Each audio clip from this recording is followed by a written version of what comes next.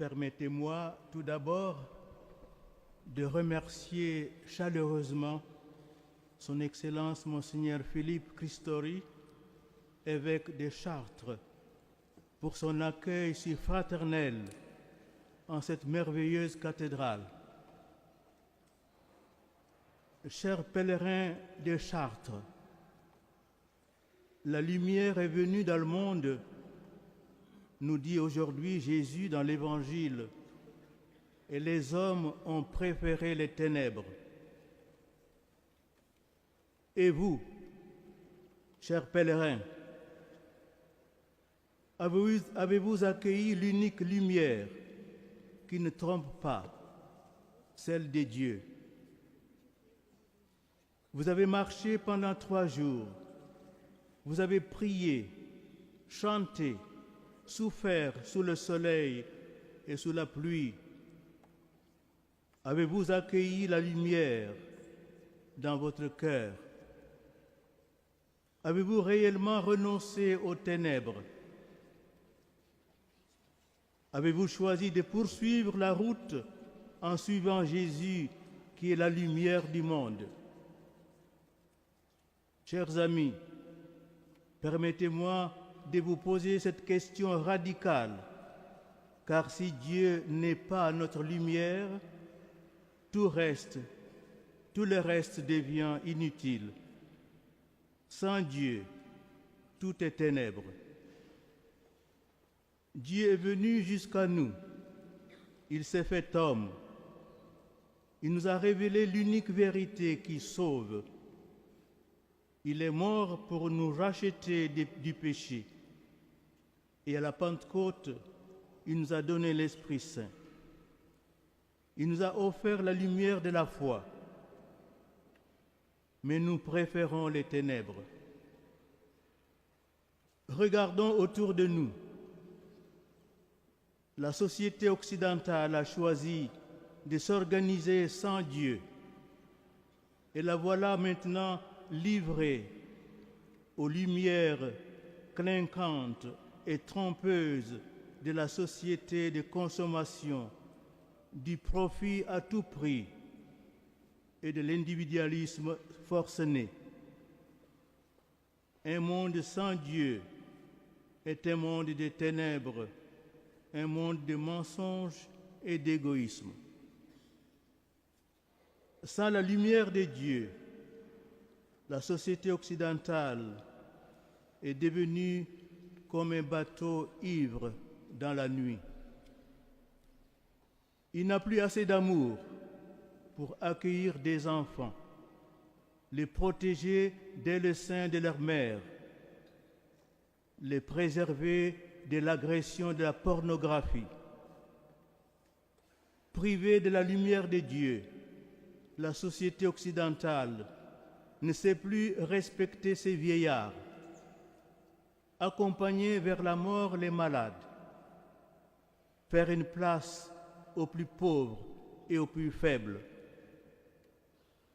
Il est livré aux ténèbres de la peur, de la tristesse et de l'isolement. Elle n'a plus que le vide et le néant à offrir. Elle laisse proliférer les idéologies les plus folles. Une société occidentale sans Dieu peut devenir le berceau d'un terrorisme éthique et moral plus virulent et plus destructeur que le terrorisme des islamistes. Souvenez-vous que Jésus nous a dit « Ne craignez rien de ce qui tue le corps, mais ne peuvent tuer l'âme. Craignez plutôt celui qui peut perdre dans la gêne à la fois l'âme et le corps. » Chers amis, pardonnez-moi cette description, mais il faut être lucide et réaliste. Si je vous parle ainsi, c'est parce que dans mon cœur de prêtre et de pasteur, je ressens de la compassion pour tant d'âmes égarées, perdues, tristes, inquiètes et seules. Qui les conduira à la lumière? Qui leur montrera le chemin de la vérité, le seul vrai chemin de liberté qui est celui de la croix? Va-t-on les livrer à l'erreur, au nihilisme désespéré ou à l'islamisme agressif sans rien faire? Nous devons clamer au monde que notre espérance a un nom, Jésus-Christ, l'unique sauveur du monde et de l'humanité. Chers pèlerins de France, regardez cette cathédrale. Vos ancêtres l'ont construite pour proclamer leur foi. Tout dans son architecture, sa sculpture, ses vitraux proclament la joie d'être sauvés et aimés par Dieu. Vos ancêtres n'étaient pas parfaits, ils n'étaient pas sans péché, mais ils voulaient laisser la lumière de la foi éclairer leurs ténèbres. Aujourd'hui aussi, toi, peuple de France, réveille-toi, choisis la lumière, renonce aux ténèbres. Comment faire? L'Évangile nous répond, celui qui agit selon la vérité vient à la lumière. Laissons la lumière du Saint-Esprit illuminer nos vies concrètement, simplement, et jusque dans les régions les plus intimes de notre être profond. Agir selon la vérité, c'est tout d'abord mettre Dieu au centre de nos vies, comme la croix est le centre de cette cathédrale. Mes frères, choisissons de nous tourner vers lui chaque jour.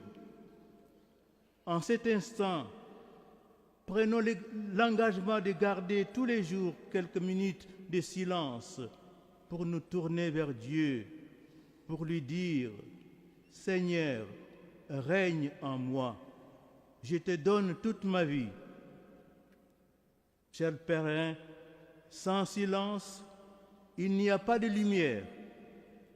Les ténèbres se nourrissent du bruit incessant de ce monde qui nous empêche de nous tourner vers Dieu. Prenons exemple sur la liturgie de la messe de ce jour. Elle nous porte à l'adoration, à la crainte filiale et amoureuse devant la grandeur de Dieu. Elle culmine à la consécration où tous ensemble, tournés vers l'autel, le regard dirigé vers l'hostie, vers la croix, nous communions en silence dans le recueillement et l'adoration. Frères, aimons ces liturgies qui nous font goûter la présence silencieuse et transcendante de Dieu et nous tournent vers le Seigneur. Chers frères prêtres, je vais m'adresser maintenant à vous spécialement. Le saint sacrifice de la messe est le lieu où vous trouverez la lumière pour votre ministère. Le monde que nous vivons nous sollicite sans cesse. Nous sommes constamment en mouvement. Le danger serait grand de nous prendre pour des travailleurs sociaux. Nous ne porterons plus alors au monde la lumière de Dieu, mais notre propre lumière, qui n'est pas celle qu'attendent les hommes. Sachons nous tourner vers Dieu dans une célébration liturgique recueillie, pleine de respect, de silence et empreinte de sacralité. N'inventons rien dans la liturgie. Recevons tout des dieux et de l'Église. N'y cherchons pas le spectacle ou la réussite. La liturgie nous l'apprend. Être prêtre, ce n'est pas d'abord faire beaucoup. C'est être avec le Seigneur sur la croix. La liturgie est le lieu où l'homme rencontre Dieu face à face. La liturgie est le moment le plus sublime où Dieu nous apprend à reproduire en nous l'image de son Fils Jésus-Christ afin qu'il soit l'aîné d'une multitude. Elle n'est pas et ne doit pas être une occasion de déchirement, de lutte et de disputes. Dans la forme ordinaire, tout comme dans la forme extraordinaire du rite romain, l'essentiel est de nous tourner vers la croix, vers le Christ, notre Orient, notre tout, notre unique horizon. Que ce soit dans la forme ordinaire ou la forme extraordinaire, sachons toujours célébrer, comme en ce jour, selon ce qu'enseigne le Concile Vatican II, avec une noble simplicité, sans surcharge inutile, sans esthétique factice et théâtrale, mais avec le sens du sacré, le souci premier de la gloire de Dieu, et avec un véritable esprit de fils de l'Église d'aujourd'hui et de toujours. Chers frères prêtres, gardez toujours cette certitude. Être avec le Christ sur la croix, c'est cela que le célibat sacerdotal proclame au monde. Le projet de nouveau émis par certains de détacher le célibat du sacerdoce en conférant le sacrement de l'ordre à des hommes mariés, les viri probati, pour, disent-ils, des raisons ou des nécessités pastorales, aura pour grave conséquence, en réalité, de rompre définitivement avec la tradition apostolique. Nous allons fabriquer un sacerdoce à notre taille humaine, mais nous ne perpétuons pas, nous ne prolongeons pas le sacerdoce du Christ, obéissant, pauvre et chaste. En effet, le prêtre n'est pas seulement un alter Christus, un autre Christ, mais il est vraiment ipse Christus. Il est le Christ lui-même. Et c'est pour cela qu'à la suite du Christ et de l'Église, le prêtre sera toujours un signe de contradiction.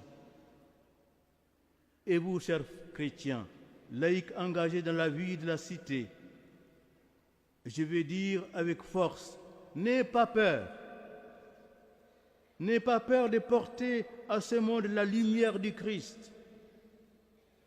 Votre premier témoignage doit être votre propre vie, votre propre exemple de vie. Ne cachez pas la source de votre espérance. Au contraire, proclamez, témoignez, évangélisez.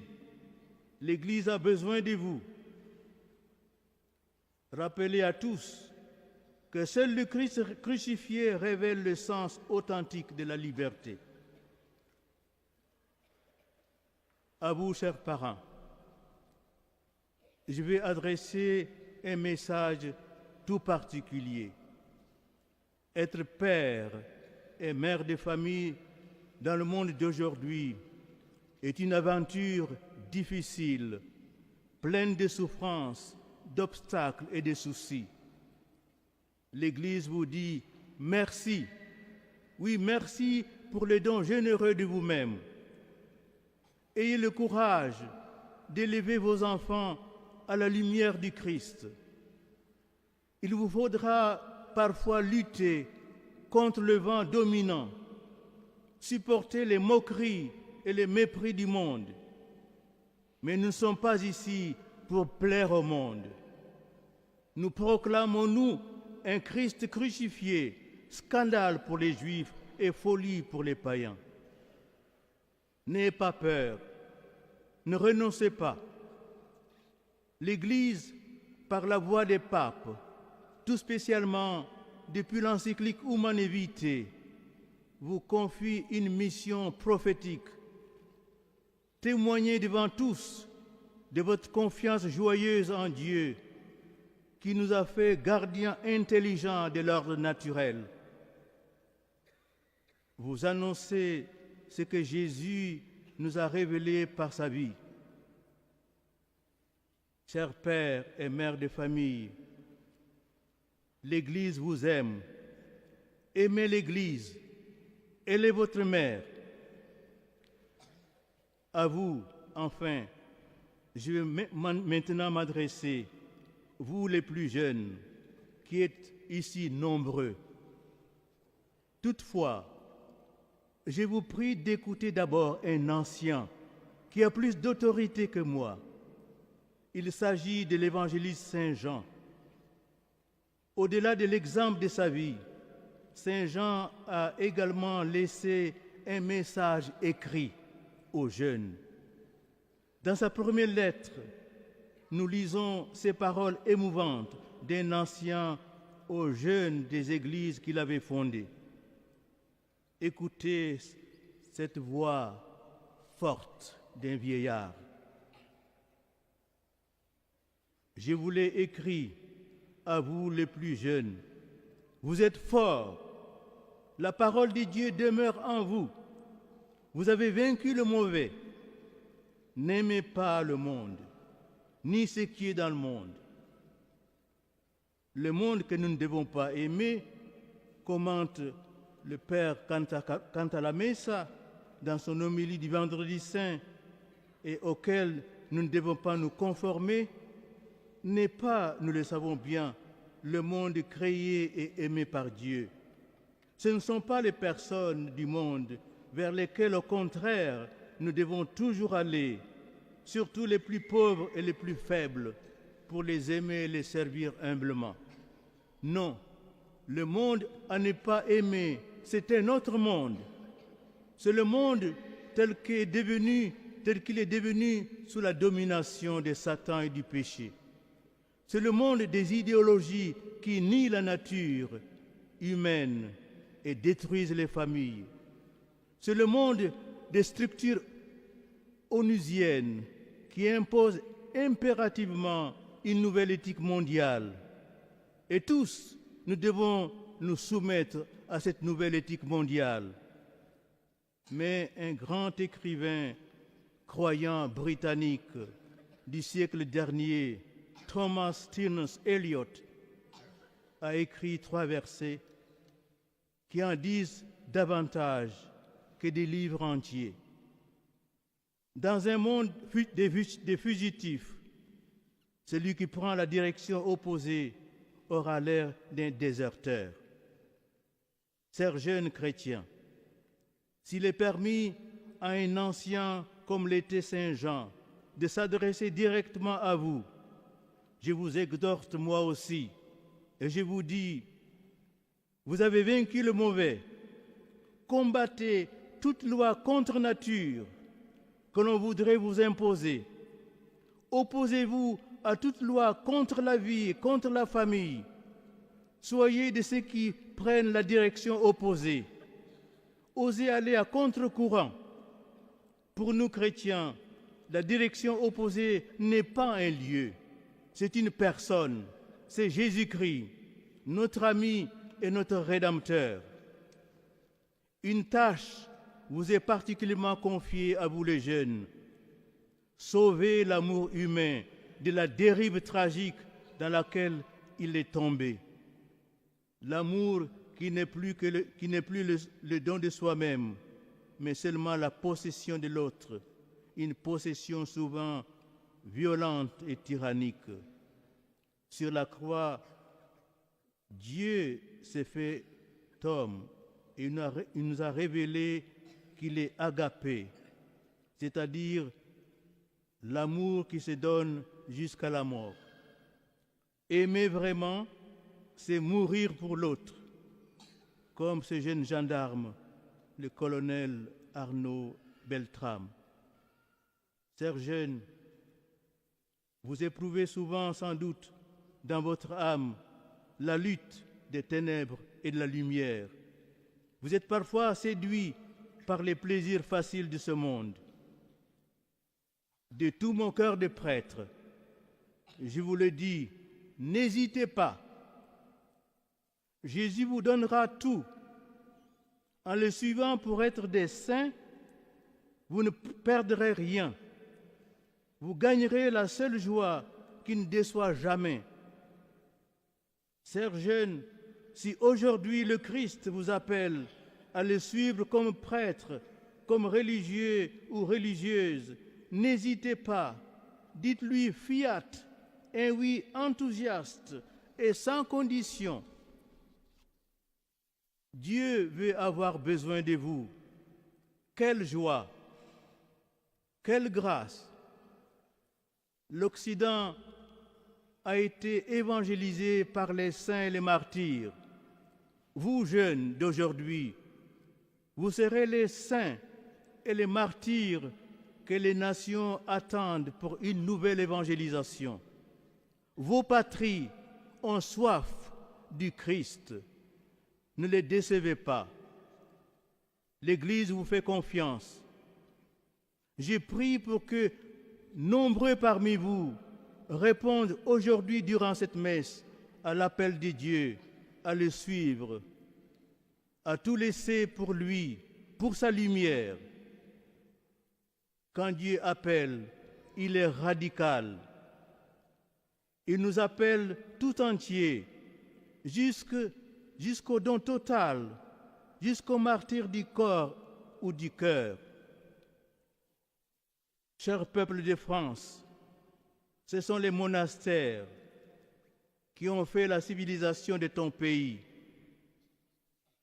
Ce sont les personnes, les hommes et les femmes qui ont accepté de suivre Jésus jusqu'au bout, radicalement, qui ont construit l'Europe chrétienne. Parce qu'ils ont cherché Dieu seul, ils ont construit une civilisation belle et paisible comme cette cathédrale. Peuple de France, peuple d'Occident, vous ne trouverez la paix et la joie qu'en cherchant Dieu seul. Retournez à vos racines, retournez à la source, retournez au monastère. Oui, vous tous, osez aller passer quelques jours dans un monastère. Dans ce monde de tumulte, de laideur, de tristesse, les monastères sont des oasis de beauté et de joie. Vous y ferez l'expérience qu'il est possible de mettre concrètement Dieu au centre de toute sa vie.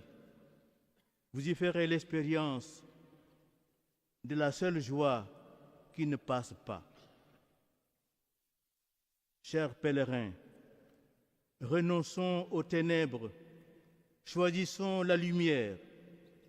Demandons à la très sainte Vierge Marie de savoir dire fiat, c'est-à-dire oui, pleinement, comme elle, de savoir accueillir la lumière de l'Esprit Saint, comme elle.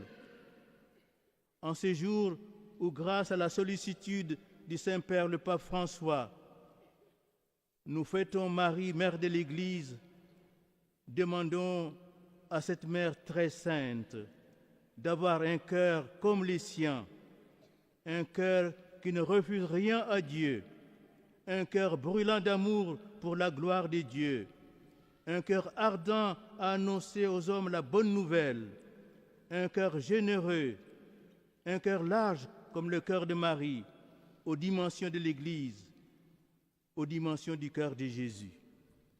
Ainsi soit-il.